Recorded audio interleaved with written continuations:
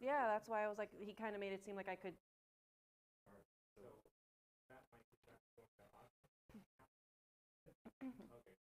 That one's going towards the live stream. Yep. So it's just all, we're all connected. Are we ready? That one. Okay.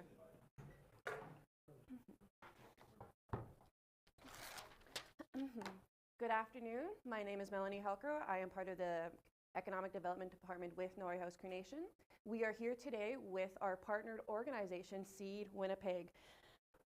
Seed Winnipeg is a nonprofit community economic development organization that works to build strong communities and increase opportunities for people through financial empowerment programs. Today, I would like to introduce the wonderful and lovely Millie Acuna and her amazing partner, Justin Huntinghawk. Oh my goodness, thank you so much, Melanie. That's very sweet. I'm afraid, I'm sorry, I'm not going to be live on camera as much as I'd like to. I think some of you might be familiar based on our last year.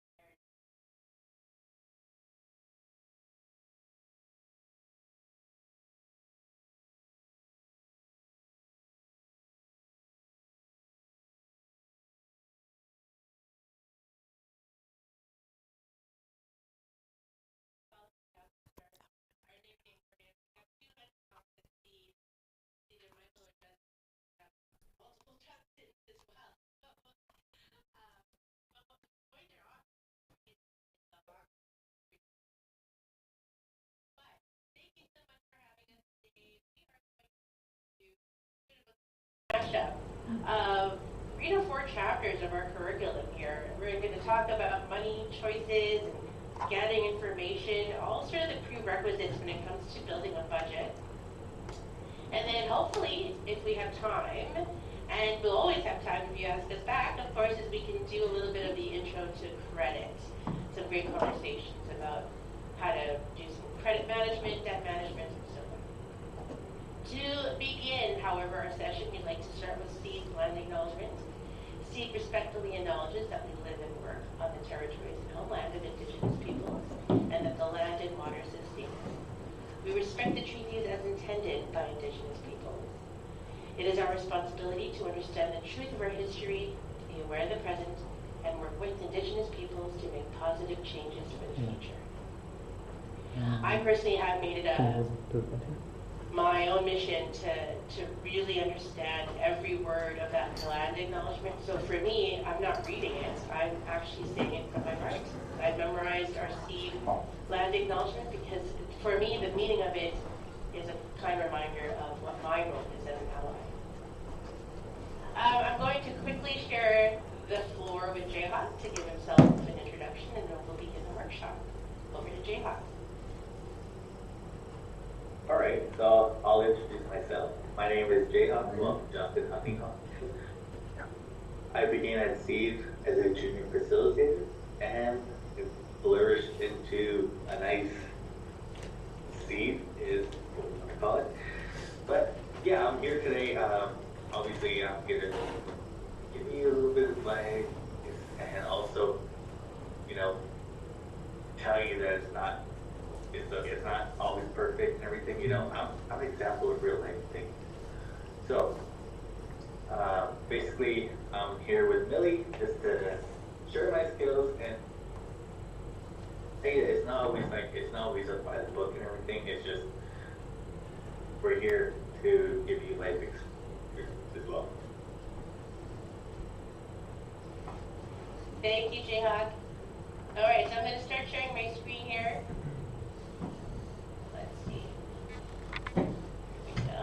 And my icebreaker for this afternoon is actually, what is your favorite thing to spend money on? Feel free to use the chat room. Jayhawk here will help me take a look at the chat, but if there's anyone in the room that would like to verbally mention what they like to spend their money on, I'd like to know. So what's the first thing that comes to mind?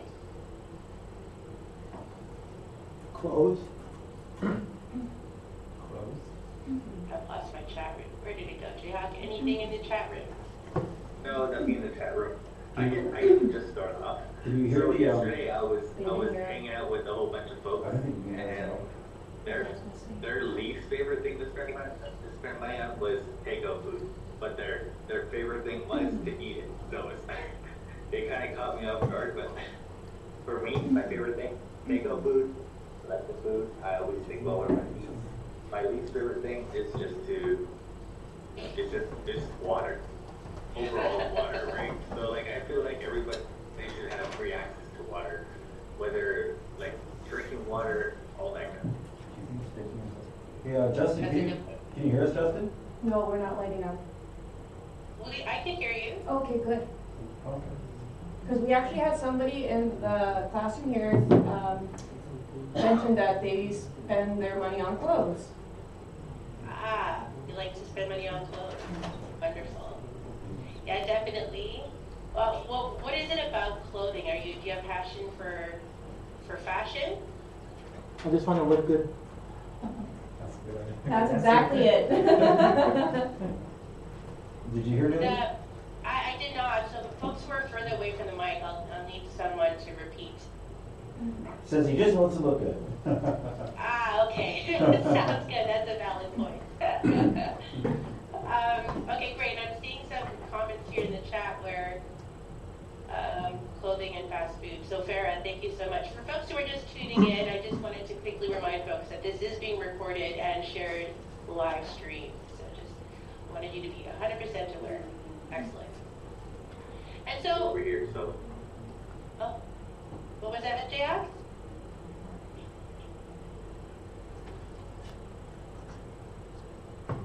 Oh, there's a little bit of delay. So, okay, perfect. So the reason why we ask this question, to get the juices flowing when it comes to money management, is actually taking the time to think about how we spend our money.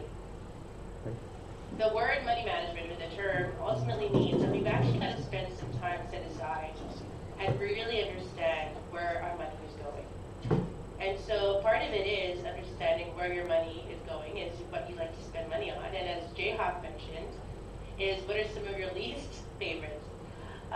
So it's interesting, there's a conundrum where you don't like to spend money on takeout food, but you love it so much. It tastes great, right? Food prepared by someone else is always better. And in terms of fashion and clothing, it is a necessity, especially in our winter months. We want to look good, absolutely. But there is this balance, right, where we need to understand that in order to ensure our basic needs are covered, we need to be aware of how much we can set aside for fashion. We need to be aware of how much money to put aside for fast food. This is ultimately knowing the difference between needs and wants. And so a need are things that are necessary for us to live. And so that would be our shelter, our clothing, our food, our water, our utilities to keep us warm. And even the internet these days is a need for school, work, and settings like these that we're having today. What our wants are things that are not necessary to live, but we enjoy having. So for the folks who said fashion or clothing, what would be an example between a needed piece of clothing and a want of clothing? Do you mind sharing? A winter jacket for winter. Right. Excellent. I heard that. So winter jacket for winter, but what would be a want in that sort of that same conversation?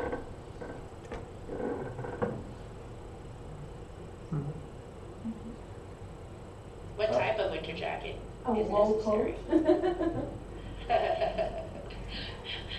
Are those expensive? I can imagine, of course. A Canada Goose jacket. Canada Goose. Yes. I believe a little vest is about $1,000, and then a full length coat can range from $1,500 to $2,000. Oh my goodness! Well, Wow. I'm good with my $20 vest.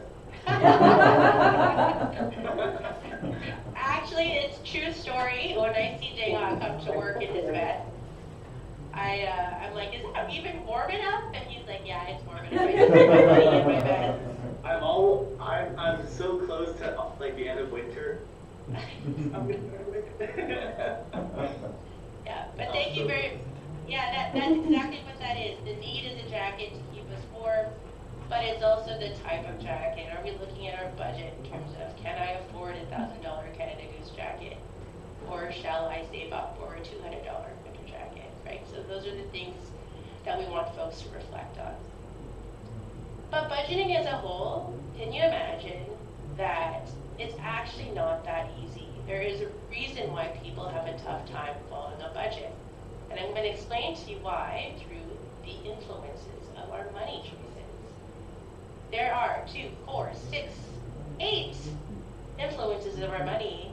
No wonder it's hard for people to save or to stick to a budget, because every day in our lives we have these 8 influences that impact the way we make our decisions. Let's talk about values. So values is the ways of being and thinking that are important to us. You know, I remember myself in my 20s when I really was into cars, believe it or not. Some people made fun of me being like, you know, this fast to furious type of person. I used to be that person that drove up and down the Sunday Strip on Portage and started looking at cars. That's not me anymore, but that was my value back then, is I liked my Volkswagens. I used to have a new Beetle that I turned into an Adidas Shelto. One of these days I'll show you what that looks like, but why did I spend my money on that? It's because I enjoyed cars. That's what I liked at the time. That was my value.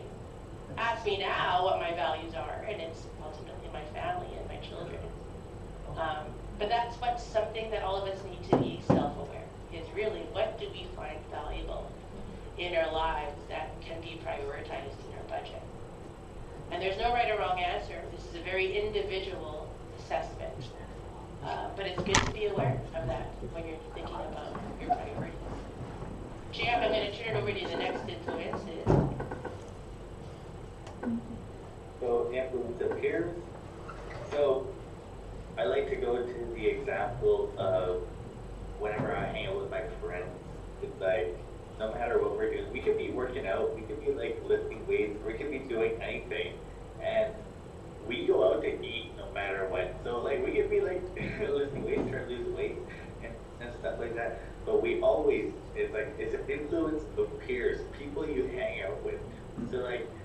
So you hang out once, like one of your friends, right? You always go to eat. Another friend is like, you always do a certain thing, right? It's always influence, and that's what influences your spending habits, because you always spend your money no matter who you're hanging out with, right? There's a different variety of who your friends are. But for me, I like the example of, I like to eat, I like to go to eat. I like Burger King, I like the McDonald's, I like everything, so.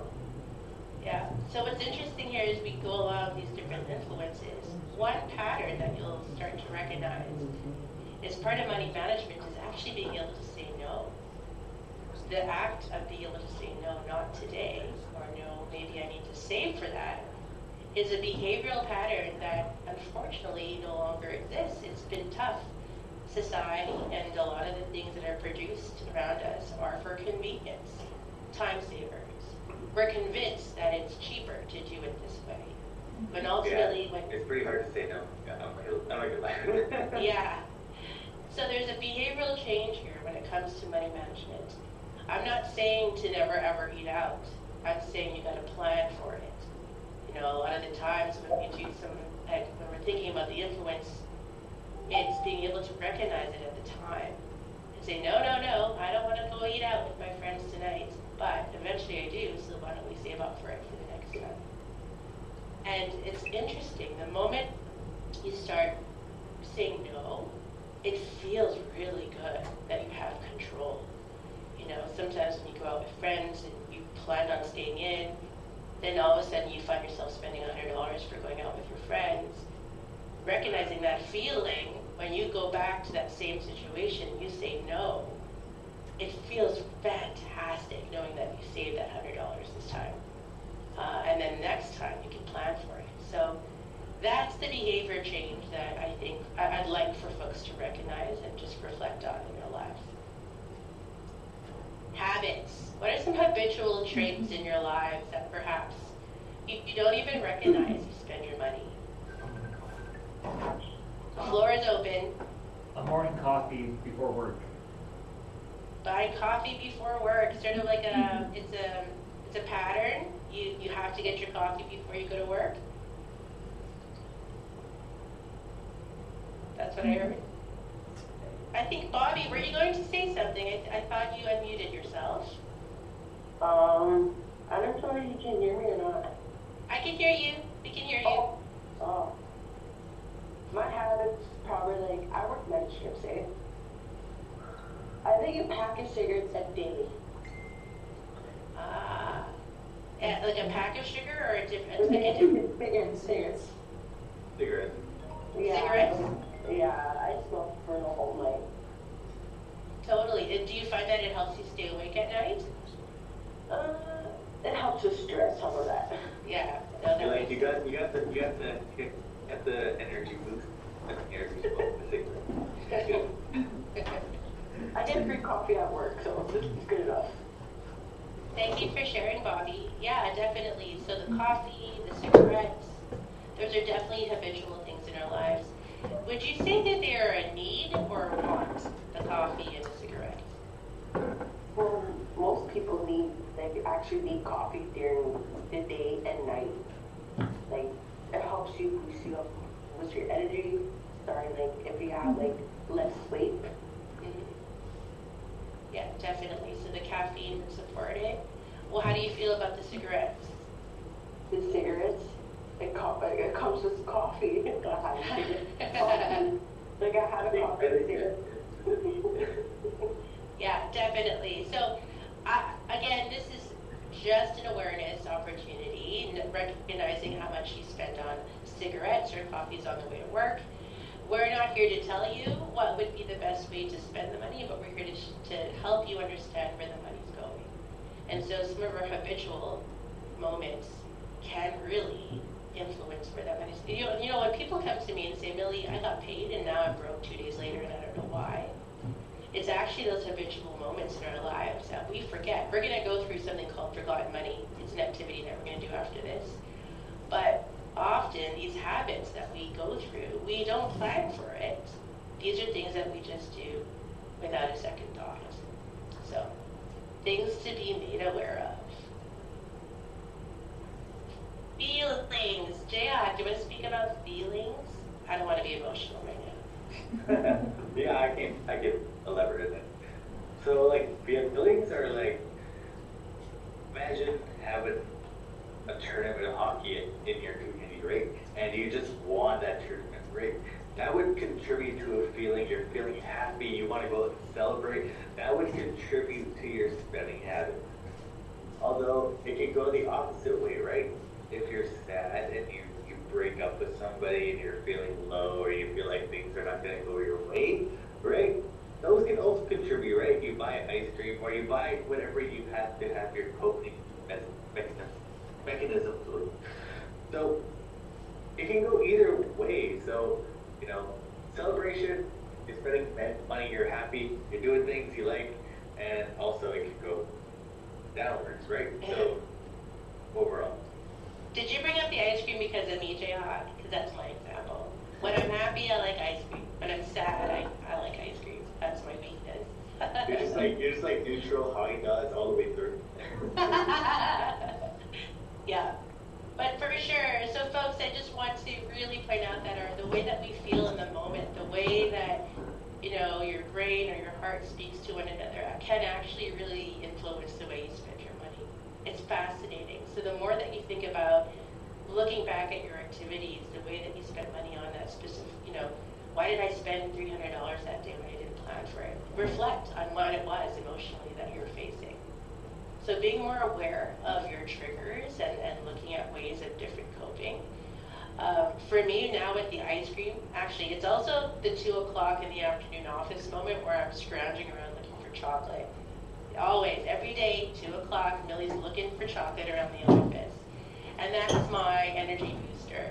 Now I recognize that, so instead of a 2 o'clock chocolate boost, I'm actually walking around, talking to my colleagues, trying to just get out, get a nice fresh air, something different to help me sort of not pay an extra $2 to $3. Oh, this is again when we have fundraising for our children at the office and they bring in the chocolate almonds. Everybody knows come to Millie because I'll buy 10 boxes of chocolate. My validation though is now I have a year-round bowl of chocolate in my desk. Anyway, there you have it. So feelings as an influence. Family, of course. So I'd love to just hear some examples from the audience here. Now, how family really influences the way that you spend money. If you're thinking about your children, your parents, maybe your roommate, if you're living with a roommate, things like that, definitely your single self spends money differently versus you're in a relationship. So does anyone have an example of a family circumstance? I'll share a little bit. This is fair. So my nephew's birthday's coming up, and I told him I was gonna get something, and it's just a costly thing. It's like it's for hockey, right? And then I know I got a daughter that's playing hockey, so that's where most of my money is going, is to their needs in hockey. Mm-hmm. Yeah, for sure. I can feel you. As soon as you said hockey, Farah, oh my goodness. I can't even imagine. I hear sometimes people have to take loans to pay for their hockey season, just the amount of the equipment and so forth. But Farah, that just tells me your value is your kids and basically the importance of hockey in their lives. So kudos to you to be able to dedicate your time and energy and money on that. Yeah, I'm sure your children really appreciate you. I'm really grateful my kid likes basketball. So all he needs is a pair of shoes and a basketball and I'm set. But for hockey, oh dear, you've got those 6 a.m. practices and sticks break all the time. Good for you, Farah, for that. Jayhawk, what were you gonna say? You got like the $40 elbow pads, the $70 gloves. He has the whole shebang. Yeah. It's really expensive, yeah. I hope to have my kids on me too, but I need to for that myself. Yeah. Thank you, Farah, for sharing. Other influences Yeah, of no risk. problem. Oh, thank you. Jayon, do you want to talk about risk and consequences? Yeah, so risk and consequences, basically, the term is kind of, so obviously you're risking your money to, oh, hold on, I'm unstable. Am I back? You're back. Okay, so like, the risk is spending your money to potentially win more money, right? You have that fear of missing out, so they call it FOMO, right? But you also have that reward whenever, and things go on like that. Even it can even like imply to a deal that like you're trying to buy. So like, and here in Winnipeg, you buy Santa Lucia, you buy one pizza, you get 50% off, right? Obviously, you don't want to like. For me, personally, like, I don't want to miss out on that 50% off pizza. So I want to spend the money so I don't miss out on that 50%. And that's basically what the risk and consequence is, right? It's like you don't want to miss out, but then there's also consequences, right? But you put like gambling and then like also one of those things where you don't want to miss out. So it's kind of like a fear of missing out, FOMO is what they call it, and like also risk and consequence could be gambling and potentially winning. You know what I mean? So that's kind of like that's what also influences our spending habits is I could win this or I'm missing out on this deal. Those are things that we think about when we're trying to make decisions, when we're buying pizza or we're buying food or we're going to gamble and things like that, right? So. Jack, I think it's funny that every example you share is about food. It's pretty funny. What I want to talk about with Norway House, and this is an observation I made, it was one of my most surprising observations, but pleasant ones, because when I was out there in the summer months, I did not realize how big of a bingo community there was in Norway. Like, I remember staying at a home, a community home, and all of a sudden everything stopped and everyone gathered around the radio, and it was time for bingo. I'm like, what is this? And I wanted to join in. I thought, this is fantastic. This is how a community speaks to each other. They join. I loved it, how it felt like a community. And so next time, right? I kind of wish too. But see, part of it is also that feeling of belonging. It's the feeling of being a part of something. But the risk there is recognizing, and it can be a safe choice, is how much to play. So it is that piece about feeling you're a part of it, there's this great possibility, but at the end of the day, you have to recognize how much makes most sense for me personally on my budget. If it does impact me negatively, then it's time to reassess. All right. Time of life. Time of life is really, as mentioned earlier, with my car racing days versus my very humble 40-year-old days now. Time of life makes a significant impact in your money choices. So ultimately, when you're single and you're in school, you know, a lot of the values maybe take out food and fashion. Whereas now, I'm just happy to get my sale shirt at Joe Fashion and Superstore. Like, that's me. And just being able to recognize when I can get groceries half off with my couponing and my apps. So it's just interesting to recognize that, yeah, when I was in my 20s, this is what was important. But now, as I'm a mother and my 3 kids, and Farah, of course, sharing your story about hockey, it's our time of life as a parent to really focus on how we can save for our children's future, how we can support them now, also self-care. So time of life is about your different pieces and relationships in your lives, but we really want to recognize what you can do now when you're young. So a lot of this money management training is basically your elders are trying to pave the way for you to make sure that you're secure, financially stable. And then there's us in our mid-age where we're recognizing we want to establish roots. We want to ensure that we're ready for retirement. Health could be another priority in our lives, knowing that we're not as young as we used to be. So recognizing we need to eat healthier, make healthier choices when it comes to physical activity. And so time of life is a significant influence. And so for young people who are listening into this, it's just recognizing, listen to your elders for sure. If I could tell my 17-year-old self, Millie, to put away 50% of her paycheck and just really drill it down, I would. That's what I do with my kids now, is just trying to share that story, that what we know for sure in life is going to happen are challenges. So that's one thing we know. Challenges will come.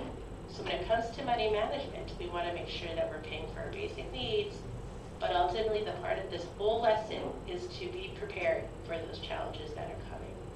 So saving for those emergencies, saving for those unexpected expenses,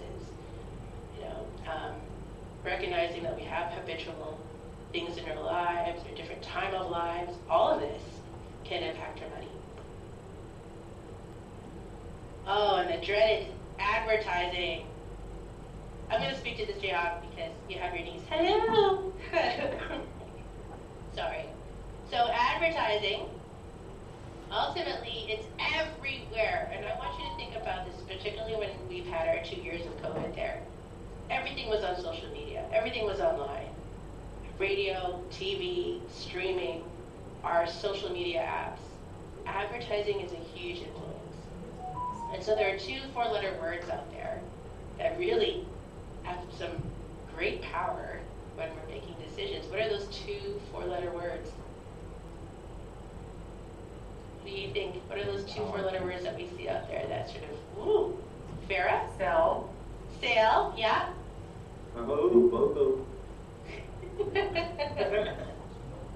Yeah, buy one, get one free. So when you hear that, right, and Jayhawk even shared that, buy one, get one 50% off, buy one, get one free, the sale.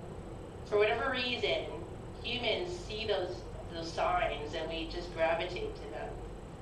Meanwhile, there's some really strategic things happening behind that stores and corporations are doing to trigger our emotions, our time of life, and special occasions, so that we spend more. True story. So if we're aware of this, if we're aware of the fact that folks are going to see the sale sign during the holiday season, if we're going to see the sale sign when it comes to back to school expenses, Valentine's Day, special occasions, that kind of thing, recognizing that that's going to happen, you got to be prepared as a consumer, right? Often, sometimes it looks like it's on sale, but it truly isn't. So there's this piece of actually being aware of how much cheese is on one day, and then the next thing that it's on sale. Cheese is expensive, right? And given, I had the opportunity to look at the stores in Norway House and just recognizing how much everything is so much more expensive. I can see why a sale or buy one get one free would be enticing. But being a very informed consumer is really important. And doing some of the quick math too to see if it makes sense. People will say buy, groups of 2. The stores will say buy groups of 3, and it's cheaper that way. Once you actually look at the breakdown and see how much a larger, bulky product might be, it actually turns out to be more expensive that way. So again, just being more aware. And some of the strategic pieces is, why is the milk, eggs, and butter at the back of the store? Why is it so easy to get some of those chips and chocolates and things like that at the checkout stand? Again, it's all sort of a psychology of our money, where we go into a store, we may be hungry, you just need a jug of milk, and all of a sudden you're picking up 5, 10 extra items on the way to the back of the store. Or you could be going to a store only with one thing in mind, but you see a sale rack, and now you find yourself looking through the sale rack because you're like, oh, if there's a deal, I should buy something. So what we're going to go into soon here is about planning for your money. So again, that behavior of saying no and stopping yourself from that instant purchasing, because that can get us into some trouble. So what do we do with all these influences? No doubt why it's so hard for us to stay on top of our expenses. So give yourself some credit, folks. To this day, even today, I still, if I see that bucket of ice cream that I really love, I might even buy it. But it takes a lot of willpower and, what's the word that I'm looking for? A little discipline to really remember that, did I actually plan to purchase this? So part of this is understanding priority setting. So understanding your needs and wants, going through your household dynamics. This is really important. If you have myself or me and my 3 kids, if they are looking for, a bag of chips, or if they wanted a treat, sometimes I remind them, well, we have your basketball tournament that we need to save up for. I have those healthy conversations about whether we should put money aside or should we spend it on the bag of chips, and it goes a long way. Here's a story I'd like to share with you.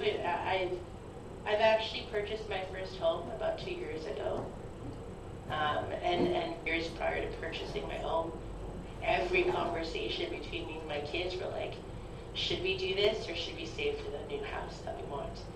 If they wanted to go out to a indoor park, one of those wonderful, what do you call them? Not gyms. They're like indoor parks where there's some great activities, but they can be very expensive for admission. And then where squirrel, what do you call that? Where you go Flying squirrel? Flying squirrel, yes. Well, yeah, that's what. Uptown Alley, rec room. Oh, see, all the parents are recognizing that, right? So definitely, and it's so expensive. And then you forget a pair of socks. You got to buy a pair of socks before you can enter the park. It's so much money. And so, at the time when we were saving for our family home, it was this really healthy conversation.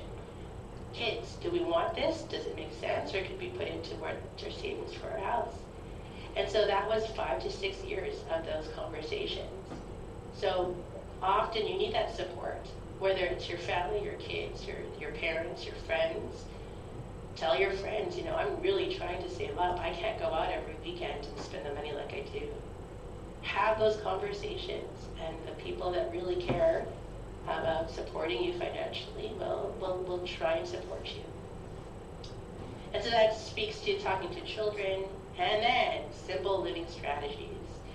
At the end of the day, I think COVID has brought some really good revelations.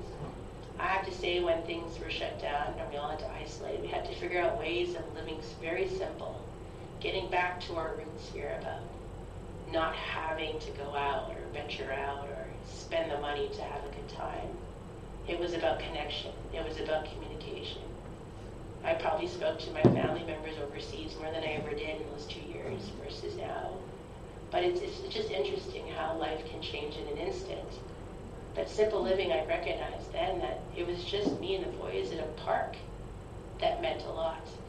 You know, just getting out there and just enjoying nature. So putting some simple living strategies can make a huge impact on your budget. It can really go a long way. Taking a walk with a friend, enjoying some. Like, what are some simple living strategies in Norway House, you'd say? Like, if I were to come and visit, where would you take Millie? And you can't spend any money. What is Jayhawk, didn't you do that? You spent an evening out there? It was pretty surreal out there when I was there. Well, it was just the end of summer, but yeah, like the landscape and everything. You could just go out there and be a tourist. I'd love to share our story, Jayhawk, about when we drove in. Alicia said something. Wait, you want to tell how I was sleeping? Oh, no, hold on. Sorry, Jimmy, someone was speaking? Alicia, yeah, Alicia had an idea. Well, I was gonna say fishing. Fishing. I'd love to go fishing. Actually, lies. I don't want to go fishing. What I want to do is just have great company, because I'm so impatient when it comes to fishing. Like, I'd be like, come on, this is just taking way too long. You know, I love fishing, but I can never take the fish off the hook myself. Alicia, do you like fishing yourself? How often do you do it? Do you do it in the winter too? No, not in the winter, just usually the summertime because we live right by the water and it's very nice where I stay, so I spend most of my evenings out there. Love it. I love it. All right, I'm holding you to it, Alicia. I'm going to go fishing the next time I'm out there. All right. It looks like Farrah put some comments in the chat too. Farrah, what did you say there? Am I missing out? Snowshoeing.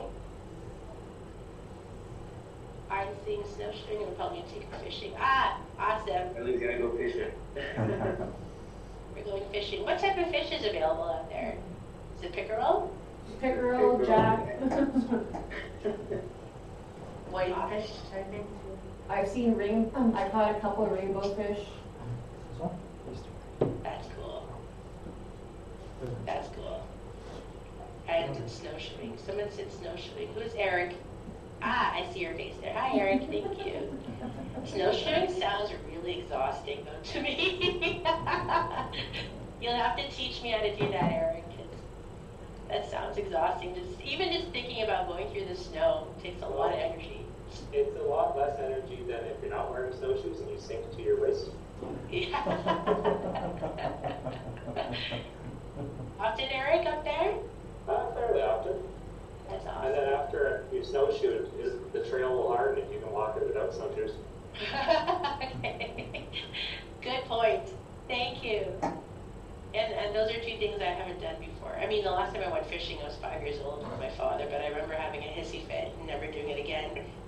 But I'd love to do some snowshoeing too. Amazing. All right, thank you, folks. That is the first part of our budgeting session is money choices. I hope that's Marty. Hi, Marty. So now we're going to move on to gathering information. And so we recognize the needs and wants. We do some priority setting, but ultimately there are some pieces here. The different parts of a budget. Okay. So the joys of working from home, folks, so thank you for being accommodating and meeting Marty online. So here we go, definitions. So there are different parts of a budget. First is income. And then we have expenses, liabilities, and assets. So let's just quickly review these definitions together. Income. So what are different types of income that you receive in your household? Just shout them out for me. What are some sources of income? Hydro. Hydro. Do you work for Hydro? No, I work at a shelter. Ah, okay. So you're thinking expense. Hydro is an expense, yeah? Yeah. Okay. It's so quick to easy to talk about expenses. It really is. like I use my heat during the winter. Hydro's so expensive. It really is. It really is. Those checks that everyone gets. And there was 225 checks. Oh yes. I don't want to talk about those checks right now. I was just trying to spark a pipe. But you're right. So those checks that are coming through, what they're called carbon tax. You're still waiting for yours? It's coming. I got mine yesterday. But yeah, those are different types of credits that we can receive from the province. So that's a benefit, right? So that is a source of income. What else? What are other sources of income? Alicia was saying family allowance. Isn't it? Okay, so I heard Alicia saying family allowance. Farah, what were you saying? Like GST and, isn't that, right? Excellent. Yes, the GST, your income tax returns. By the way, this is a good segue. For folks who haven't filed their taxes yet, SEED, our partnership with SEED, we're providing free tax filing virtually, either on the phone or online. I know the information will be shared on social media, and so keep an eye out on that. There are some posters out there and social media posts where we can do it for free. Yep, they're posted on our Norway House Creation Economic Development page. The posters are already up. Excellent, thank you. I was actually just gonna spit that out about T4s. Excellent, T4s, yeah, so that's your income as a whole over the year, whether that's wages, it could also be pension. So yeah, great. We got another family answer back allowance. here. Another answer back here was I got the welfare. biggest tax reform like ever. So I Excellent. got the $26. Let's go. Jimmy, sorry, what was that? We have another answer back here. They're saying welfare. Another income. Yes, so social assistance definitely is a source of income for a lot of individuals. So yeah, and that would come out as a T5007 form. So yeah, I'm impressed that people even know the T-slip names. So fantastic. File your taxes for free, folks. I highly encourage it. Okay, so yeah, so family allowance, also known as Canada Child Benefits, your GST, your pension, wages, EIA, wonderful. Like side hustle, like if you go shovel someone's yard, get paid for it. That's income. Yeah. Super. Okay. That is income. Let's move on to expenses. So, I think it was Bobby that mentioned hydro is very expensive this time of year. What are other types of expenses out there? Rent. Tough. Especially rent is a big thing for me. Like I save half my check and like $1,000. Like, oh my gosh, I'm not even going to talk about rent right now.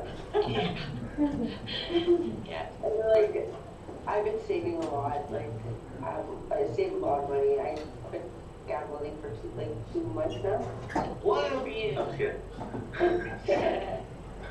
You know, we have, if you ever been on our rent, we have the community financial helpline. That's one of the conversations. When a phone bill, do you want? A phone bill is an expense, yes. So your phone bill, your internet, yes. Utilities as a whole would be a monthly expense. So J-Hop was referring to the Rent Relief Fund. I'd be happy to share what that is at the end of our session for folks who are interested in some rent relief support. So I'm going to park that and we can talk about that afterwards. Is that good? Okay. So we talked about rent, hydro, phone bills, Any other expenses that come to mind? Insurance. Yes, absolutely. Life insurance, automobile insurance. So we all live on every service, right? So like gas expenses, like that must be. We had somebody Yeah. say food expense. Transportation. I'm so sorry, you got cut off for me, Melanie. What were you saying? We had somebody here say food expense. Yes, the groceries and the takeout. Excellent. Jimmy, what are you eating? That looks good. It's a donut. From Tim Hortons. Another temple expense. He's so small on my screen I can't see. How did you pick it out, Millie? I can pick it out. Yes. Millie knows. Wow. All right, super. Okay, so now we're going to go into the other definitions of liabilities and assets. So liability is ultimately things that you owe money on. So the picture here is credit cards. Potentially, if you have a credit card, then you may have a liability of how much you owe to the credit card company. What are some other thoughts out there that fall under liability out there for you? Loans. Yes, what type of loans?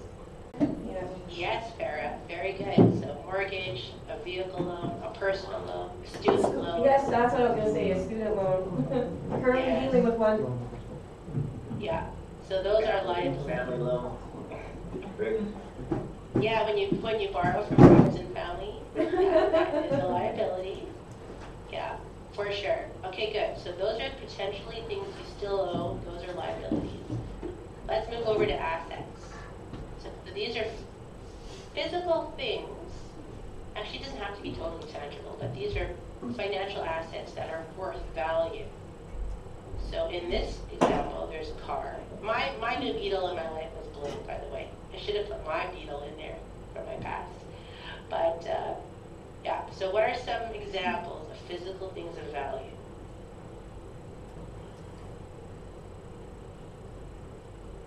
Gold chains. Yeah, so jewelry. Was Alicia saying something there, Melanie? Alicia said house. Yes, very good. Even though this is virtual, I really watch like a hawk. What a funny hawk. Yes, so a house, property. Farah, what were you going to say? I was gonna say furniture. Yes, absolutely. Furniture, big screen TVs, your electronics, that kind of thing. Those are all things of value. I had a really honest answer in one of our classes many years ago. They're like, Millie, anything you can pawn. I'm like, you know what? You're right. You know, that is an honest answer, so I appreciate it. Say that, but I was like, no. Bobby, That's so true, right? It's like anything like in our situation, right? Like we can pawn. We know we pawn. yeah. I'm gonna pawn this. I'll take it up next payday. Recognize there are other alternative safe products out there when it comes to either borrowing funds, and recognize their assets can be used in different ways. So there you go, perfect. All right, now with definitions, we're actually going to go into a quick discussion about net worth. So this is sort of the high-level version of getting information. Typically what we would do is we do some group work together. But instead of doing the group work, because we're sort of all in different areas in this workshop, I just want to quickly talk about net worth, which is actually a quick financial health check.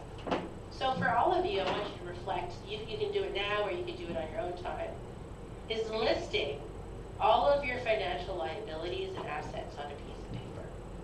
You know, we talk, what's that, Jan? I was like negative. You have a negative net worth? Okay. But let's talk about that.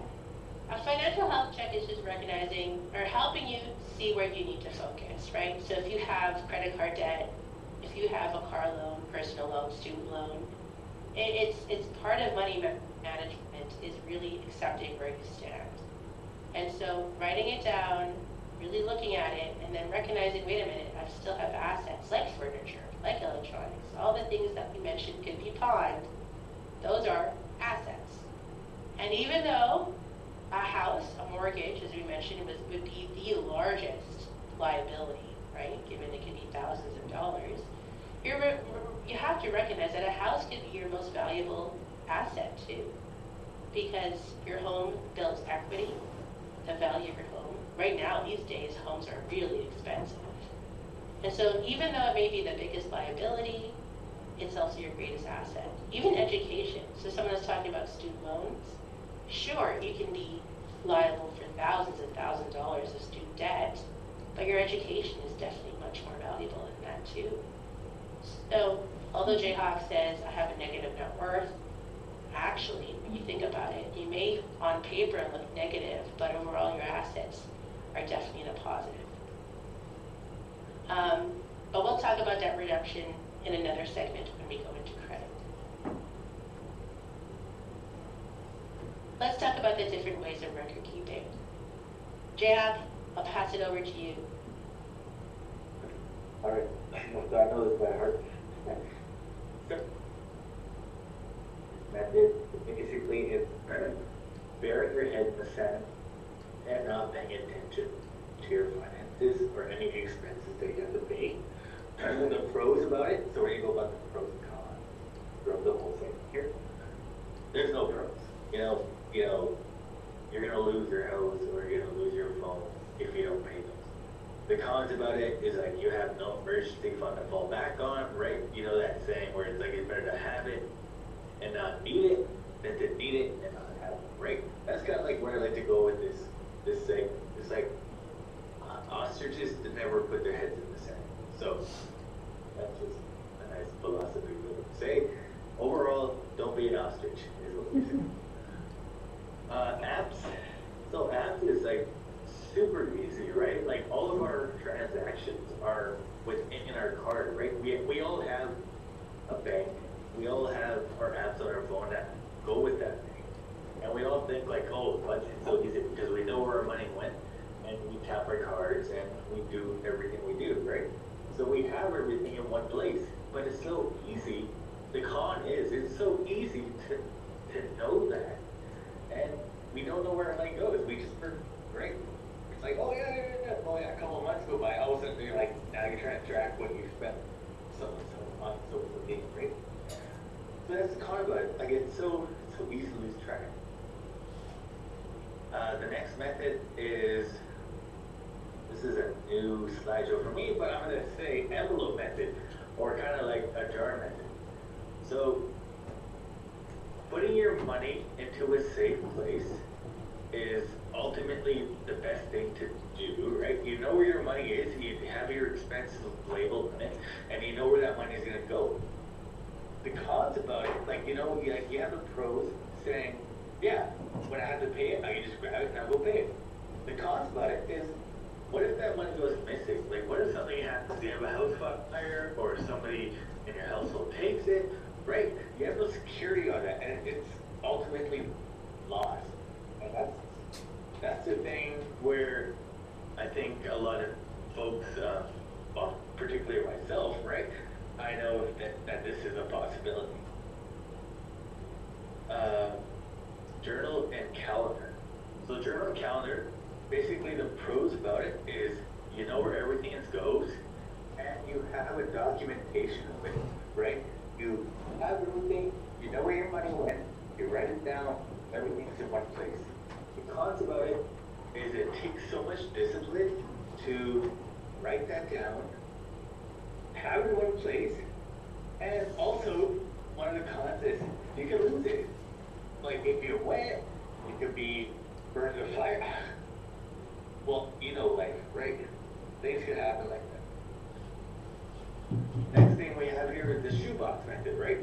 So the shoebox method is basically when you save all your receipts, you have everything in one place, right? And it's there, right? So the pros about it is you can go back, you can claim everything you want to claim, and it's there. But the cons about it is that nowadays rarely do people go back on it. You know, I did the shoebox method once myself, and when I went back to it one time,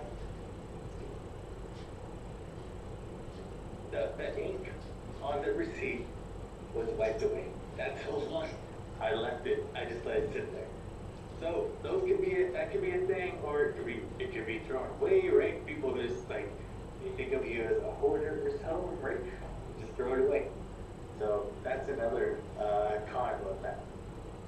So and then lastly, the Google Sheets and the Excel sheets, basically like the journal, right? You have to have some discipline and you have to like write everything in. The bad part about it is something can happen to your computer, right? But nowadays, I think this is kind of out of date.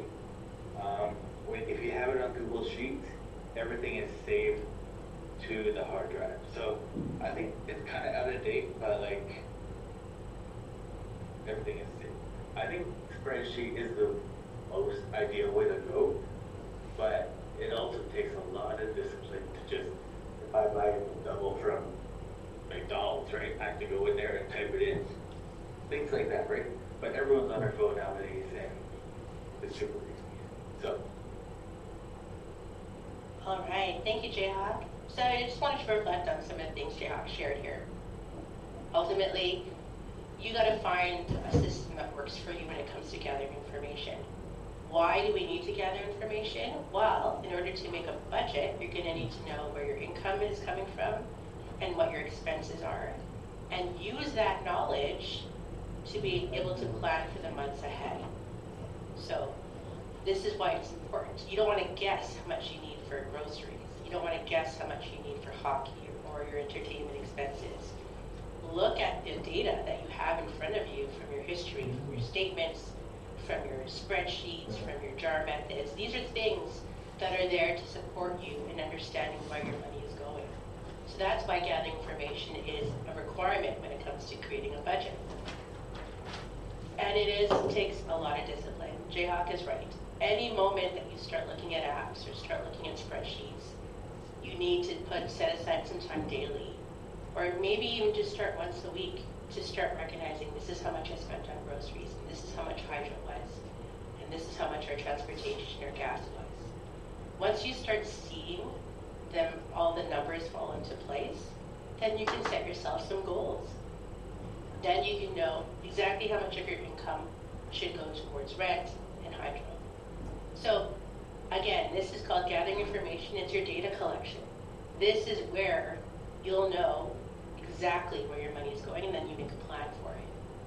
Now, Jayhawk mentioned that the journal calendar method is really tough because it takes a lot of time. But I do want to share, that's where I started personally in my journey of budgeting. For me, that pen to paper action was really accountable. When I did my weekly sort of journal, this is how much I spent on takeout, this is how much I spent on gas, it really made it real for me. So the shoebox method, yeah, really easy. You take the receipt, you put it away in a drawer. Everyone has a junk drawer. You never look at it again. But ultimately for me, I'm very tech savvy. I love my Excel spreadsheets, but for me it was the calendar method that really made me responsible and aware that holy moly, I spent $70 on coffee this week. How? Right? So recognizing that when you're gathering information, you go, wait a minute, that aha moment, I need to make a change. And so I'm going to share with you an online, in a little while here, I'm going to show you some budgeting tools online that are free and available to all of you. But before we do that, I wanted to talk about forgotten money, and then we'll go for a break, okay? So forgotten money, as mentioned earlier, it was coffee, it was, what was the other one? Cigarettes, that sometimes you spend money on and things that you just don't give a second thought to. So could I ask the brave soul of the coffee person in the room who mentioned it, how much is coffee on the way to work?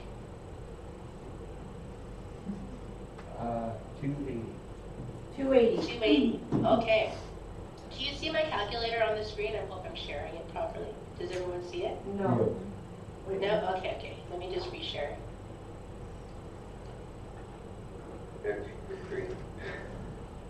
Yeah, I gotta show the actual screen. All right.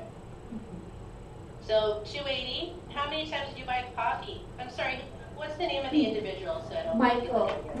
Michael, thank you, Michael. Michael, how many coffees a day do you buy? I know I buy too often, so I just keep it once a day. I do my best anyways. Okay, does that include weekends? No. Okay, so we're looking at 280 times 5 days a week, times 4 weeks in a month, times 12 months. You have $672 approximately for coffee. And that's conservative, because how often do you have coffee in a muffin, or coffee in a sandwich, or coffee in a donut? Right?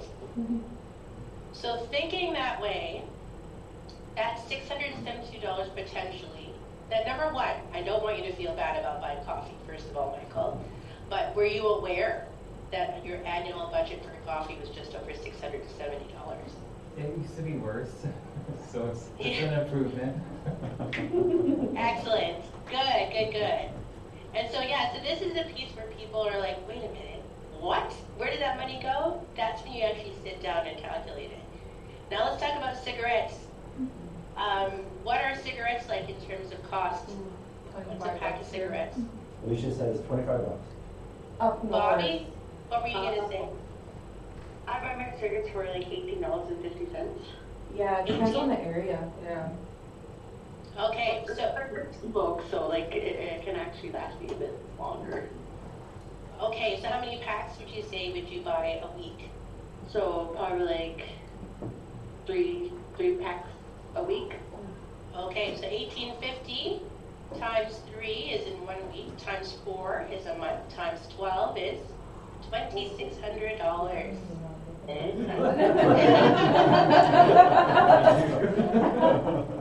Yeah, yes, dang. And but again, I'm not here to make you feel bad about buying cigarettes. What I want you to just recognize is how much is going towards cigarettes.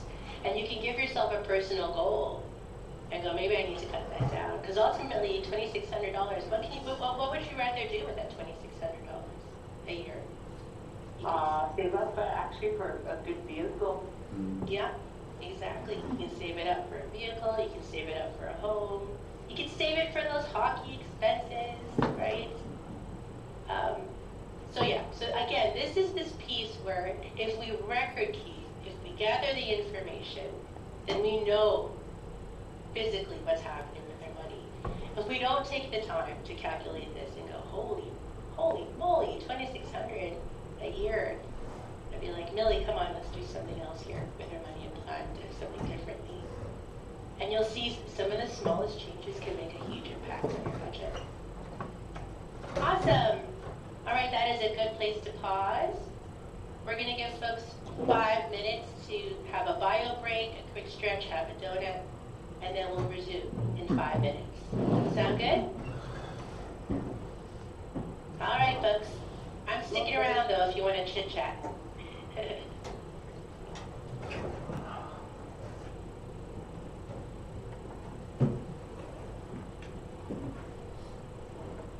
You can hear us, right, Millie? Yeah, I'm around too. I'm just She would have said something by then. She did. I got a question. For sure. Does it really matter like what Okay, so we should just go to from? the Like I bottom know you here. guys The work other with person left. like Renore House. I only had them as an In iPhone. terms of what, of attending these sessions? Yeah. And then Oh, no, not at all. You are welcome to join us wherever you are. I'm just happy you I feel like that like I think they were that would be here like for the first 50 Does it sessions. come here? You can't sit with us. No. Where are you located, Bobby? That's what I was gonna I'm in do. Winnipeg, but I'm from like See, Bobby went on OCN. first. There you go. Oh, cool. Well, welcome. Andrew's all, she wanted to take it now. This OCN El Paso Nation, is that correct? OCN So then they would have Ah, wonderful. Well, welcome. And if you and your community are interested in these workshops, we're happy to deliver them if you think there's an interest in Winnipeg or OCN. Yeah. Yeah, so I was gonna do That sounds good. it. Yeah, someone shared this on my Facebook. Like they, I was like, oh, I guess I'm joining today. Yay! I'm so glad you did. I hope you're enjoying it. I am, like, I learned a little bit things out here. Doesn't that cool? Super. As you can tell, I did have a little Yay. struggle with it. If you're in Winnipeg, you should come and say hi to us and see. Because then you wouldn't have to just set it up. Yeah, all I had to do was go pull up the website and then, and I was like, okay, It's we called need to put Wiki4. for those that are online. Where is that located?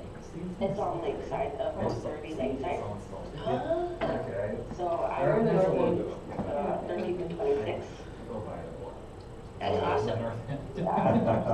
Yeah, that's right. I used to live in the north end as well too. I used to pass it every day. And it's so sad, like, because like a lot of people, like, I like the engagement from these two. addictions. If only we were able, like, if People only, I did share it. like, are I homeless, shared it with like, friends. I don't know if they everything. know that their chat is keeping his live.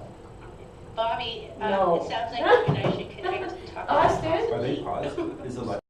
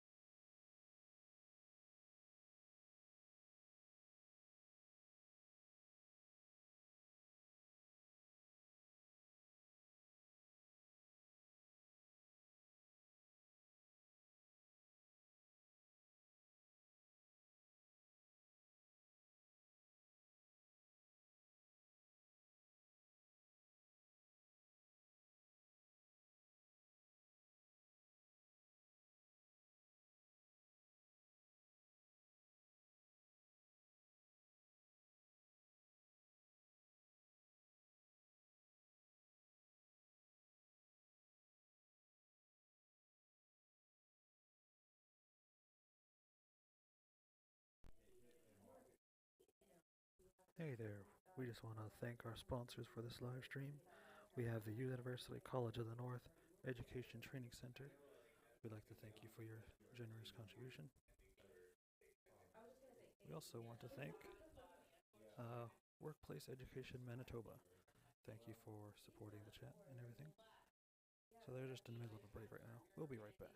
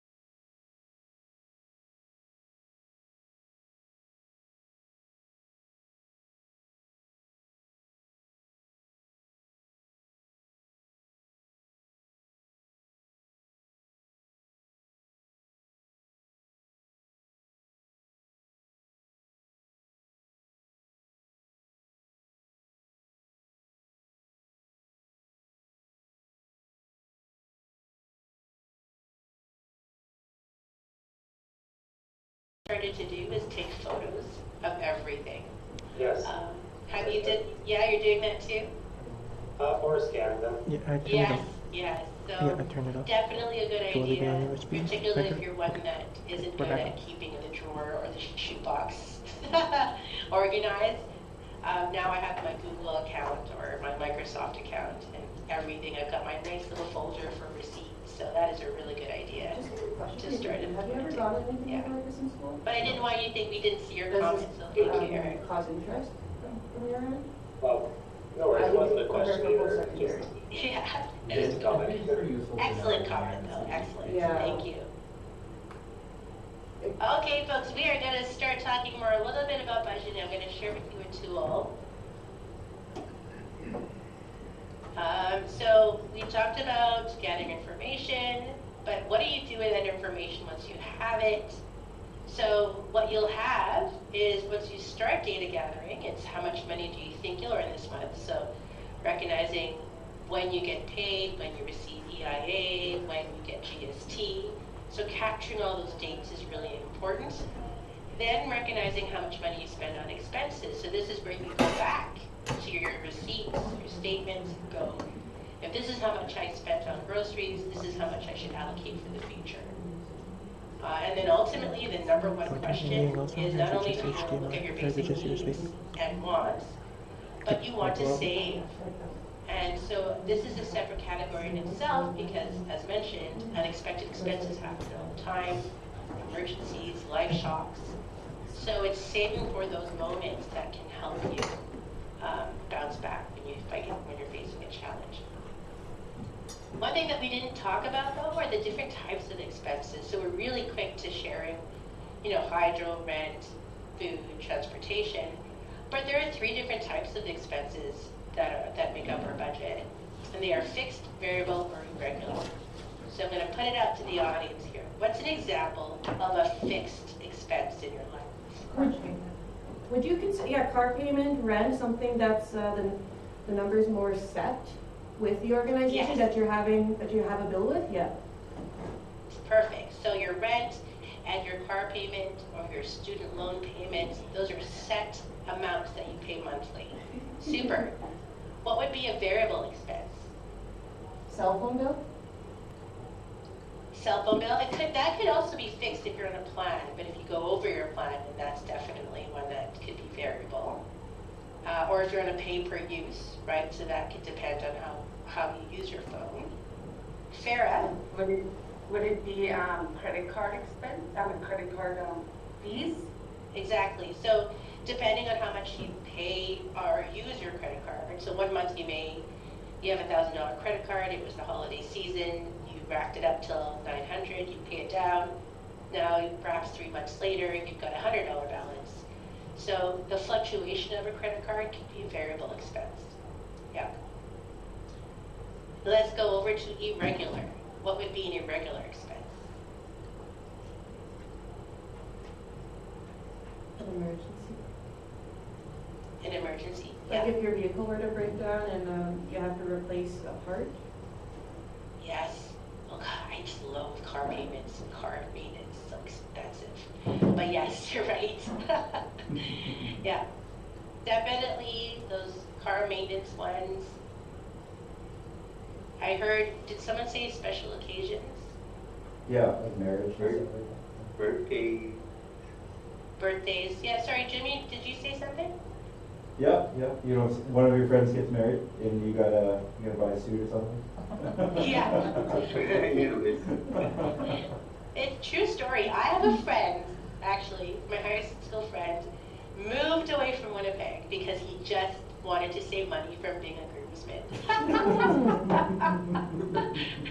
Like, he just couldn't do it anymore. He couldn't be the groomsman, he couldn't be the godfather, all those special occasions. Like, I've had it, I'm leaving, and I'm saving money. Like, literally, that was the reason why he left Winnipeg. It's so funny. He's like, I'm up. Yeah. Yeah, so special occasions, birthdays, really think about it. Like, even the holiday season, I have to say, people, what I find when I do my financial coaching sessions are people in a really tough position in January because hydro is super expensive. Then you had all the expenses from the holiday season. Everyone wants to buy Christmas presents, that kind of thing. And so, unfortunately, everything's so much tighter in January. And so I often ask, did you set aside money for your Christmas presents or your Christmas expenses? And the answer is always no. You know, that's the piece here that people have to recognize is if you put money aside for those expenses you know are going to happen, like special occasions, like being a groomsman, like being that auntie that wants to support her nephew's birthday party, you have to put it away so that you don't put yourself at risk of then not paying hydro or rent. Okay? All right, so I'm going to stop sharing for a quick second because I'd like to share with you a tool. There is a website called the Financial Consumer Agency of Canada. It is free to use, but of course it's our taxes that pay for this website. It is, again, Financial Consumer Agency of Canada, also known as FCAC. So, Millie, Yeah.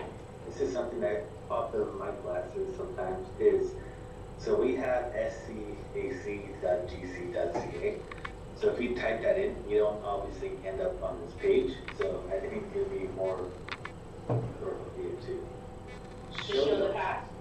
For sure. Financial Consumer well, if you just put in Google, just fcac.gc.ca. Okay. Or yeah, if you FCAC or Financial Consumer Agency of Canada, you click on the website here, and where you'll go on this website, there's loads of information and knowledge and tools for everyone to use. And quick backgrounder, FCAC did approach SEED. So SEED has been a part of consultations about ensuring that this is user-friendly, plain language, and so we really thought it was a good sign that the federal government reached out to SEED and said, does this make sense? So we're happy to say that we've contributed to this website, and we continue to be a part of the development of the content. Where you want to go is called the budget planner. So there's this, you can do managing your money, or there's financial tools and calculators, and it's right there is the budget planner. Or if Jayhawk likes to go down the managing your money route, the budget planner is here as well. Yeah, sorry, I just have a certain way. I just know my way. I know. I train everybody. It's so much easier. Like I wish, like, just show me. I'm learning too. So. There you go. All right, so here, let's start my budget. So all of you are going to help Millie, not the real Millie create a budget, okay? Let's do this. So what's my life situation? This could be true to life. I'm single with kids. I'm going to pretend I'm 25 to 34. Ha ha. Humor me. Your work status? I'm full-time. I am well, you want me to rent or own a home, folks? Let's rent, okay? And my primary budget, I would like to save more money. All right, everyone following? That's good. Let's start. So what I love about this so far is that it's nice and big and clear and user-friendly, like it's kind of nice on the eyes. So if I go to income, so you can choose your frequency of your income, your wages. Now whether that's once a month for pension, for EIA, for wages, I'll say every 2 weeks. And then as someone that works full-time, let's say I get $1,500 every 2 weeks. Do I have any savings and loans income? No. Child support? No. Child benefits? Monthly, yes. So I get the Canada Child Benefit for 3 kids. Let's say I get $950. And you can also add. If there are different types of income that you receive, you can also add the item as well. Okay. Then we go into savings. Do I have any savings at the moment? So let's pretend this is my first go at it. This is my first budget. Nothing so far. And then expenses. This is the part where we really have to be aware of where our money is going. So debt repayment, I'm not gonna lie, I have credit cards. So let's say my monthly payment for credit cards is $50. Let's say I have a student loan. How much are student loans these days? What would be a monthly payment for a student loan? Anyone? The lowest I think they it's have like- us pay is about 237. 120. 120? That's the Okay, lowest they have us pay monthly, yeah. All right, I let's do think that. it's about 120 for student loans. How much is rent these days for folks? I think someone was mentioning $1,000. Let's go 1,200. Let's go 1,200? Okay. We'll get a nice three-size bedroom. Thank you. Is it one bedroom? Is it two bedroom? Now, tenant insurance. This is something that people aren't aware of, but when you do rents, often now there's some new leases where you're required to purchase tenant insurance. And tenant insurance is there to protect the renter from any, fire or water damage. Sadly, the folks that I work with in the north end of Winnipeg, a lot of fires are happening, unfortunately. And it takes roughly about $5,000 for people to start all over again when it comes to their personal belongings. The thing about tenant insurance, it can be affordable. You're looking at anywhere from $15 to $25 a month. But it's the deductible, right? So the deductible, when you end up facing a fire or water damage, you have to put up either the $300 or $500 deductible to get the full claim. So this is something for renters to be aware of, is that insurance is always a good idea, but to start saving and putting aside that deductible, that emergency piece, if and when you need it, okay? So how much would be electricity for me monthly? Where are you living? It's a 3-bedroom, so I'm going to assume we're down in Winnipeg, 180. 180 a month. And then water is usually every 3 months, right? So would that be $40 almost? I'd be like $400 probably, like every 4 months. For water. The highest I got. Bobby, did you say $400 every 3 months? Yeah, but the thing is, like, I'm just guessing, right? Oh, okay. 'Cause I was gonna say So yeah, we can put $100 for water then. Does that sound right? Give or take? give or take. Okay. And then heating. So electricity was one thing, and then there's heating. Like 180, 280. 280? Okay, I'm gonna go with Bobby here. All right. Okay. So let's go to communications. See, so far, can you see how detailed this tool is? It's fascinating, I love it. So communications, cell phone packages. How much are cell phone packages these days for folks? I pay as you go, but mind you, I'm on a plan, so I'm actually a straight 70. It's a really good plan though, but other people, I know they go higher where it's 120 to 150. 90. Wow. 90 Okay. bucks in the back. $45. Isn't that crazy? Does that matter? Because I've had my cell phone since I was 16 years old, so. You're grandfathered into that company. I am. I don't have cable, folks, let's say. I don't because all I either. do is stream We now, got right? Netflix. So internet streaming Oh, for Netflix entertainment. was that? How much is it for internet? So for everything included, like internet and cable, it's like $200 for like 2 years a month. Wow. Let's say I don't want cable and I just want internet. And if you just want internet, it's like $70. Okay. Thank you, Bobby. 156. All right. Now, here's one, entertainment subscriptions. Do people recognize to put down their Netflix or Disney Plus or Crave subscriptions? $12. See, it's one of those expenses that people forget. Or Well, that's what he was saying in the back, 12 bucks, he said. 12 or $15. 12 or 15, I think. All right, I'm Probably gonna more put because $15 there's a whole there. bunch of And streaming that's services. only if you have a streaming service. Amazon. These days, people have Netflix, Crave, Disney Plus, even TSN or Sportsnet for you hockey fans out there. Sportsnet, here we go. YouTube. Okay, now we go into food. As a single mom of 3 kids, how much do you think I spend weekly on food? 4. I think you spend like $380. I'm averaging about 300 almost a week, yeah. Okay, let's do 300. What about takeout? Every Friday? Ramen noodles, $250. So let's say I give myself every Friday night off. And then we're feeding the whole family, so that's about $80 I to don't wanna cook for my $100. kids. I'm tired. It's the end of the week, so I end up buying pizza for me and my kids. Yeah. Okay. All right. Do I have insurance?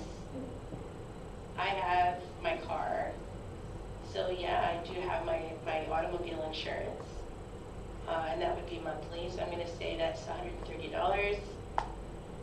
And then transportation, oh, that's for the insurances, so I'm actually just gonna delete that for now. Transportation, 500, 700. So I'm lucky, let's say I actually, my father gave me my vehicle, so I'm not paying a car loan. But I do have to pay my insurance, and that's $130. And then gas weekly these days, right? What kind of car? What was that, Michael? What kind of How car? much was it to get? How much was it to get to Norway? Well, we flew here. It's usually like 2 floors. Yeah, it's 2 Phillips. You fill up in the city and you fill up in Grand Rapids. Did you hear Like back it in takes the day, me and Millie, like 8 hours to get from she drove there. I just our house to Winnipeg or something. What was that? Probably takes like 8 hours to get from Winnipeg to our house. It's about 871 kilometers, yeah. Like 2 Phillips, 871 kilometers, 8-hour drive. I don't know if that helps us calculate our weekly gas here. Let's say it's, that's 2 Phillips, so let's say it's the Phillip is, we're averaging, what I just paid for the vehicle is $90, so it's 180 here in Norway House, but if you were to go down the city, there's taxes on top of that, so you're averaging about 200 almost. Sounds good. 200 a week? That's with 2 Phillips, and if you're with $90 Phillip with SUV. For simplicity's sake, we're gonna keep moving along here. But do you see how childcare, education, personal care, do we ever recognize how much you put towards cosmetics, our nails, haircuts, that kind of thing? Also medical expenses, another piece here that people often forget to document. And our fur babies, they add up. So all the pet supplies, the vet bills, and then another, yeah. calm down. We're already negative 650. I know, that's why I'm skipping over these, because I'm recognizing I'm not making enough here. And then another area that people forget to recall is also your bank fees, your credit card fees. Yeah, I definitely forgot those ones. And gifts and donations, so these are the special occasions. So again, what I love about this tool is it really digs deep into all of the possible expenses. Let's see what happens now. My net income and my child benefits. My outgoing, it tells me debt repayment, housing, so it's got some really neat ways of putting into a visual. But let's go next here. Let's see what happens. That tells me I haven't saved anything. That's okay. Now, like social media, I have badges here. You spend more than you earn. Oh no. Oh no. So yes, it looks like I make $4,200 per month, but I spend $48, so something's up, right? Something's up in my budget. So ultimately, these charts tell you where your money is going.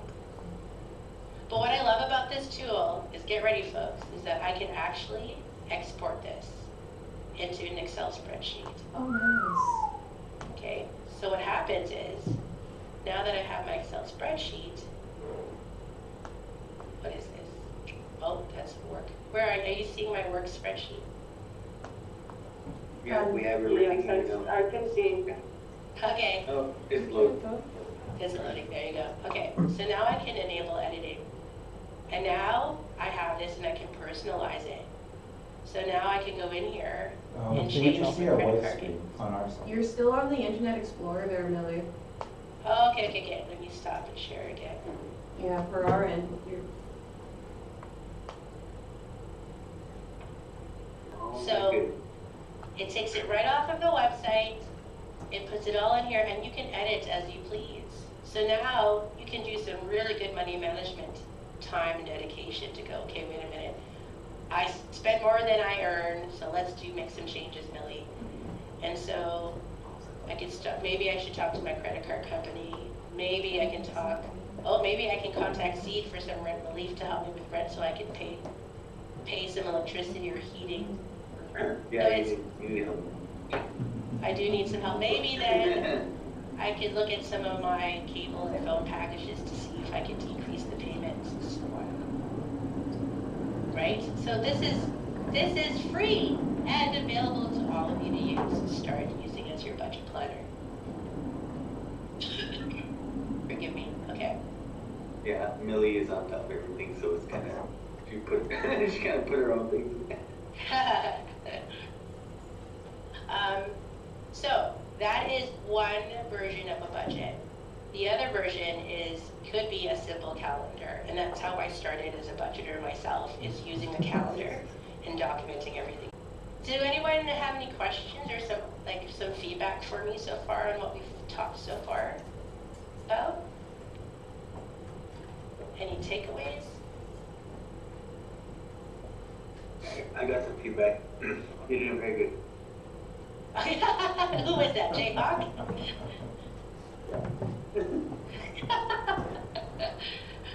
What about the chat? Am I missing it in the chat? No. Eric, your tenant insurance is $400 a year. Wow. Well, that's just my furniture and TV and stuff. Mm-hmm. I think it's only insuring like up to 30,000. Okay. Why is the insurance so high though? Like, That's per year. yeah, it's per year. Pretty high. No, well, 400 divided by 12, so what would that be? Roughly Less than $40. So like 30. You're right. Yeah. Yeah, $33 a month. Starlink is basically like not that low, right? Yeah, but Starlink is no faster than what you get for $70 in the city. It just costs more up here to get that same speed. Yeah. Times have changed, right? Like, oh, there's good things up there. Yeah. Good. My PowerPoint is still loading here. Forgive me, folks. Almost there. Almost there. No forgiveness. Good. Okay. I guess something that I'll add really quick is just for those who are following the Norway House Cree Nation Economic Development page, we shared the live stream, but also the links to the budgeting tools. They're on the comments underneath the live stream. So if anybody wants to find the links to those tools, they're just in the comments under our live stream on our Facebook page. Super. Thank you. Thanks. Okay, so that concludes our quick budgeting topic. So what I could do now, we have 20 minutes. We could talk about a quick introduction to credit. And so we'll talk about that. And if you want more, then all of you need to go to Jimmy and Melanie and go, we want Billy and Jayhawk back. Deal? Perfect. All right. If you want me back, don't tell Millie. And Millie won't be offended. Just if you want me back. You guys are a package deal now. Okay, folks, so now we're going to switch over to credit. And what I usually like to use as an icebreaker is getting a nice feel about how people feel about credit in general. So when you think about credit and debt, here are your options. A, they're dangerous. You want to avoid them at all costs. B, they're both tools to use when you need them. Or C, they can help you build assets. Or D, are a shopper's dream. D. No, I'm kidding. C. Melanie says C can help you build assets. What type of assets? So when you build up your credit, you get your credit score, and ultimately you can buy the larger ticket items in your life. Yeah, for sure. Okay, anyone else? C. B. What? Who said B? Okay, how does that work? Okay. We had somebody in the crowd mentioned it. They agree with me as well. C. Okay, super. So far I know there's a Michael and Alicia. Is there a third person? There's that I'd like actually, to- we have our Nomad video production crew here with us, and they've been partaking in your workshop as well. So if you do hear an additional voice, they're way back over there. Okay. I don't know if you can see him waving. There he is. He just waves. Can you guys introduce yourselves? My name's Jeff. Sorry. My name's Adam. We have Adam here. Roman. And Roman. And Adam, Austin. Roman and Adam. Adam, Roman, and Austin. Austin, awesome. Nice to hear you. All right, so we've got a couple C's. Is there anyone else that perhaps would be an A, B, or D? B. Which one was that, Roman? B. Roman says B. B are both tools when you need them. So what would be an opportunity to need them? What's an example? I got stage fright. I went blank. He went blank. Sorry. That's okay. So How about buy next slide? I'll answer for you. Buy next slide. Right? Snowmobile. Yeah, okay. Yeah, so things that perhaps some recreational vehicles. Sometimes people need these tools to buy it online, book things online, perhaps. I know with COVID and all, everything turned into digital. But there's also what's called your banking can actually have the credit card functionality. Those are your debit Visa cards at your institutions. So one thing to clarify is that debit Visa cards has the functionality of a credit card where you can use it to book and buy things online, but it doesn't build your credit because you're not actually We have borrowing. one more answer. We have D from Alicia. Alicia, thank you. Awesome. So you think it's a shopper's dream? Yeah. Yeah. What are some things that you purchased in the past? Makeup. Makeup. Oh my And goodness. lately That's it's what. been Pokemon cards. Oh, and Pokemon cards. Pokemon cards. Oh my goodness. That's awesome. It's been a while since I've had Pokemon in my life. My children like Go it. Charizard. That's hilarious. Yeah, it can be a shopper's dream for sure because it's very quick and easy to use when you go shopping. But here's the thing that could get you into really big trouble quite quickly because even credit can be super easy to use and rack up, but very, very hard. It takes a long time to pay down. All right.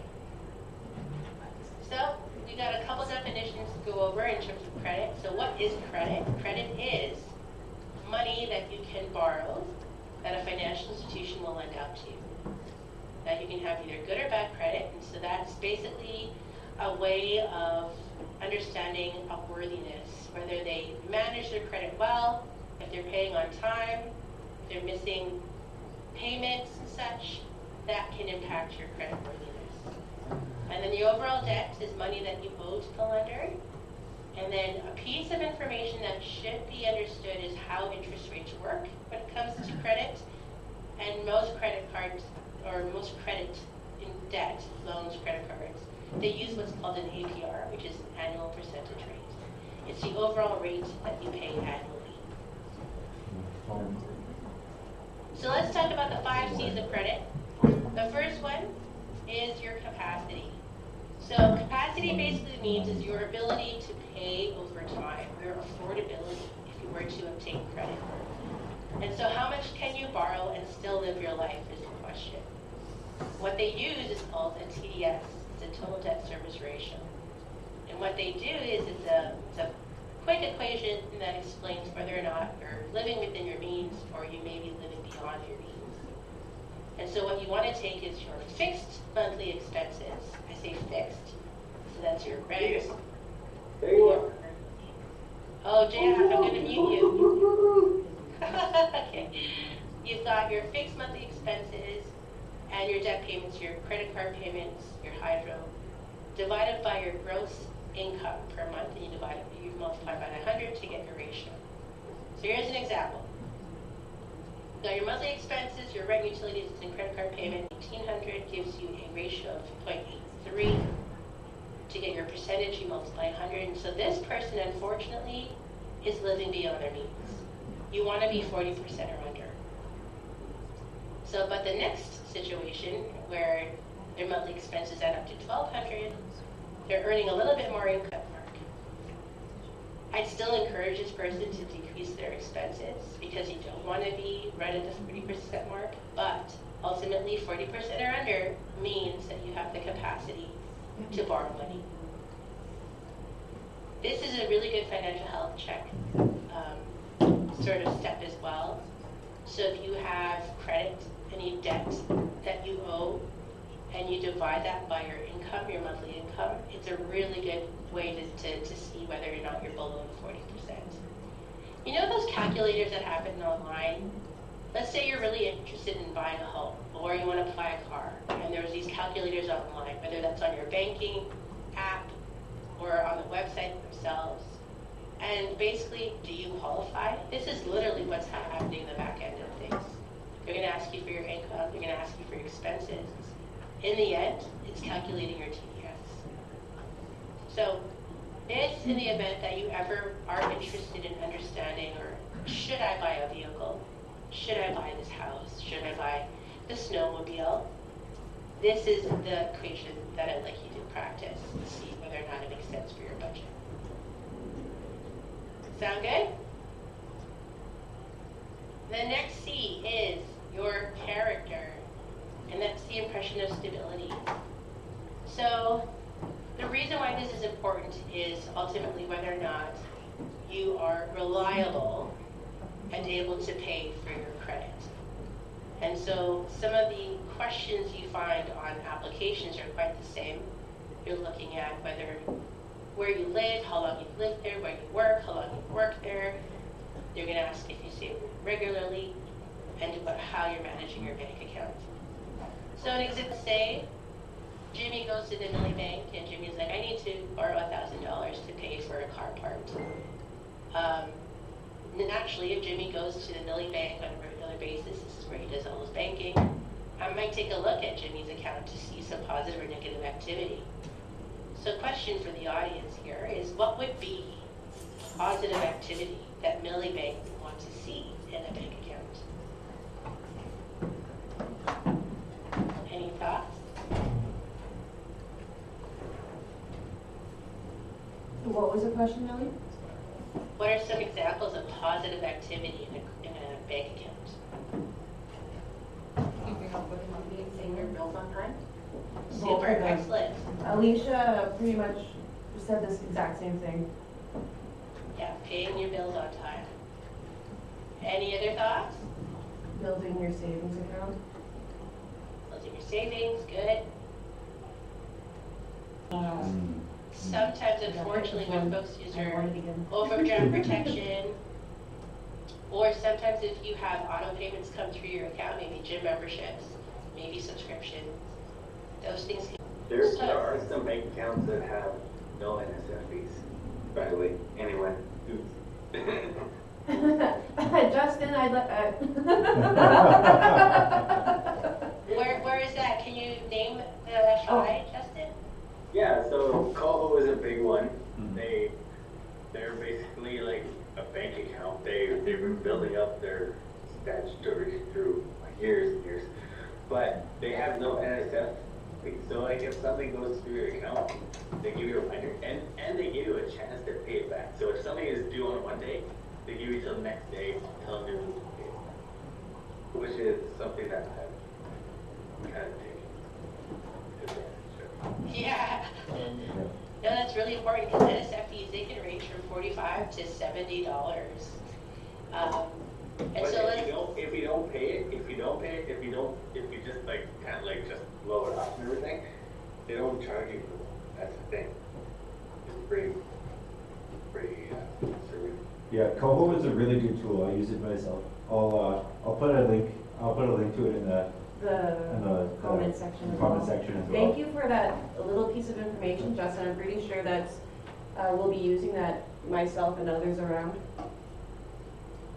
Yeah, they give you, so if it's due Thursday night or Friday night, and then they give you till 10:30 or noon till next day to put the money in there and to pay.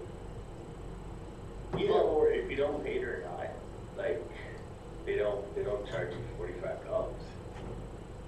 Awesome. Which is significant, absolutely. Do they start charging you interest once it goes negative? No, you never go negative in your account. That's nice. That's very nice. You never go negative in a Coho account. So, like, you know, maybe you go negative because you're doing a credit building something with them, right? You have some agreement with them, but it's never nothing like, oh, you owe us $4 for a service charge. Nothing like that. Never, ever. No NSF fees, nothing like that. So, they've been growing pretty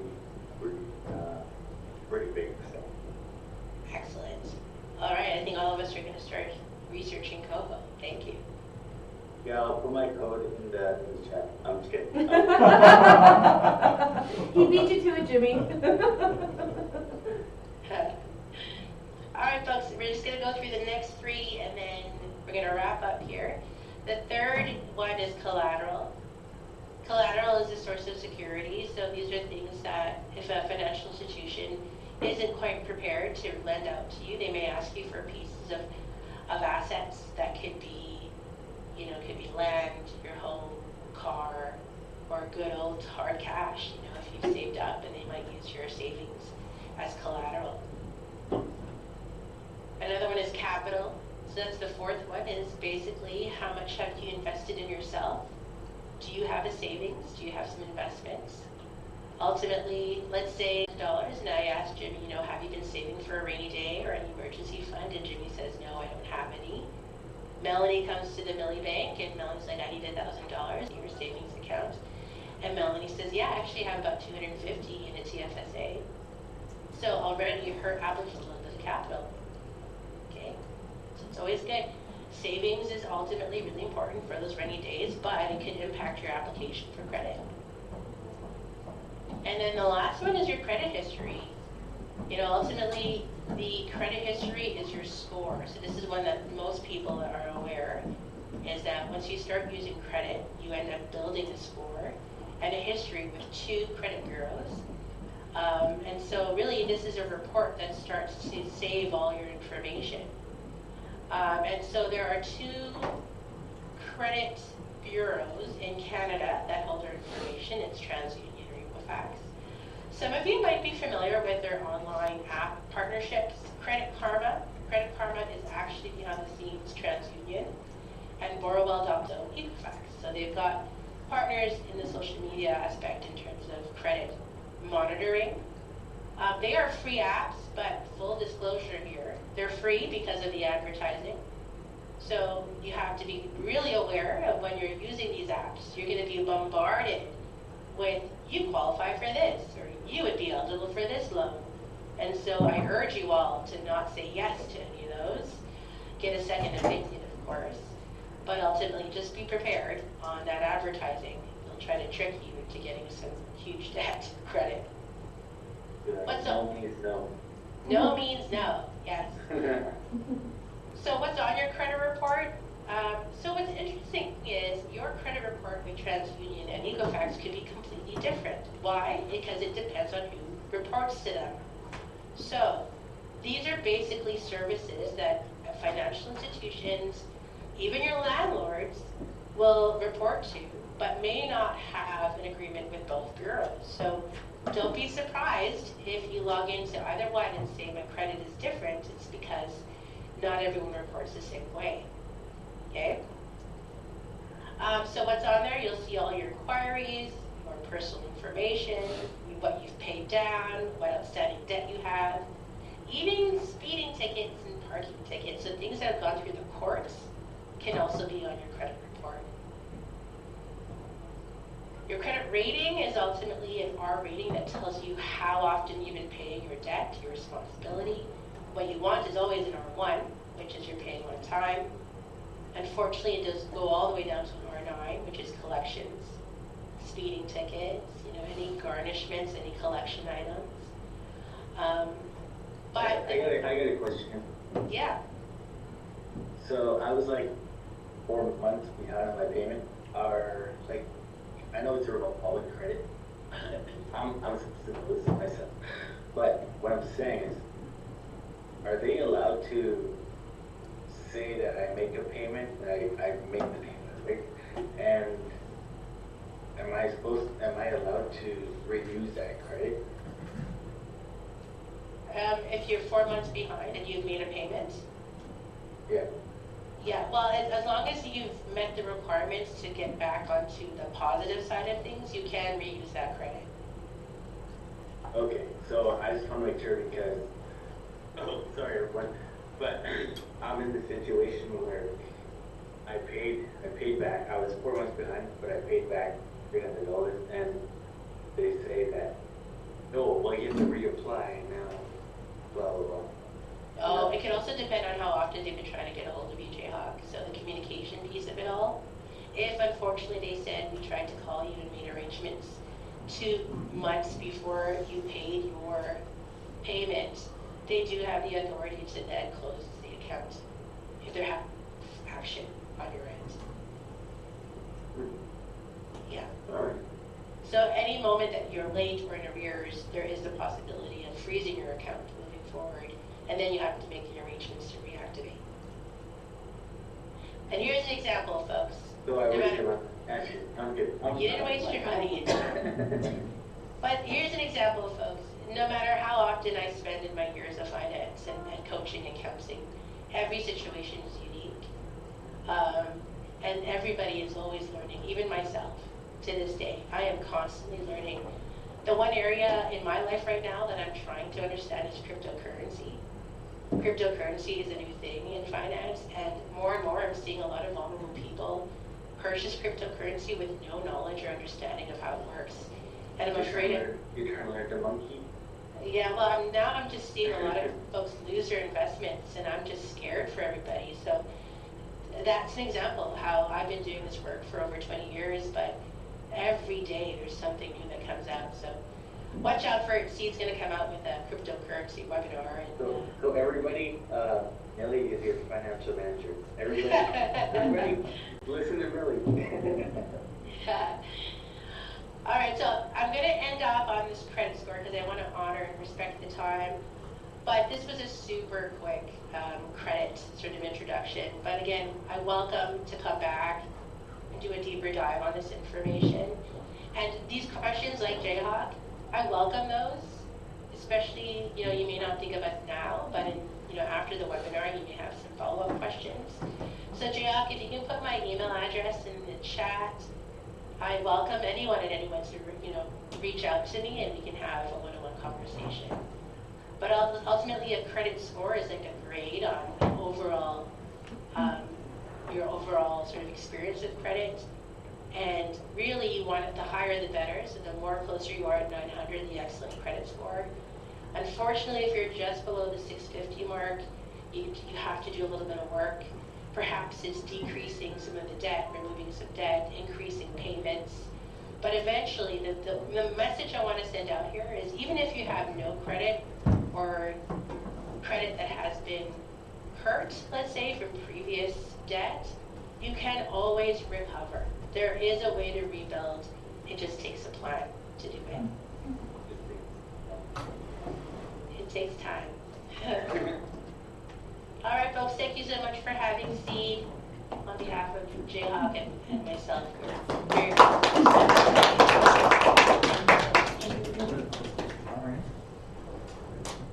All right, so we have Mike Munias giving some closing comments here on the webinar. Right. Okay. I'd like to thank UCN for the space that was provided, and I would like to thank Workplace Education Manitoba and Neely and Justin for the informative session they provided today.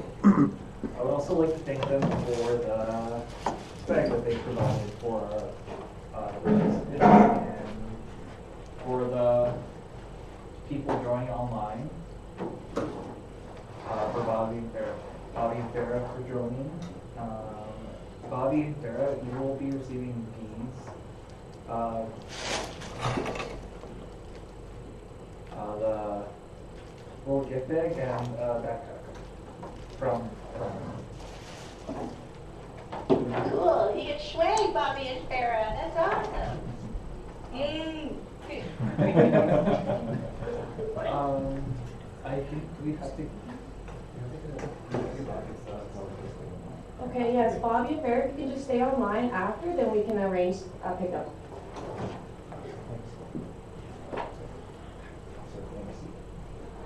Oh yes, and also we'd like to thank Steve. Sorry about that, I forgot to thank Steve for the information. Sorry, I thank you guys, but I forgot to say thank Steve. Also, I would also like to mention that the budget tools are shared on the comment section on Facebook for the Economic Development page for this live stream. Oh. So Farah and Bobby, you can find the comments on it. Find the budget tools on the comment section. Perfect. Thank you so much for having us. Yeah, no problem. Thank you for providing this insightful information that's obviously beneficial to the community of Norrie House. I mean, also, I used the budget tool like right away when you guys were, Yeah, I sat here and I watched Michael go through the tool himself. That's a really cool tool. I never knew that was available. So, yes, That's it, okay? all right. Thank you, Millie and Justin. Thank you guys. Sorry, what was that? Well, I'm just trying to message Jim. Oh, Millie gets there. Oh, we're just gonna cut the live feed then. All right. Okay, Thank you for joining. Thank you. Host here, because if I leave, I don't want this to completely end, so I'm going to make someone a host.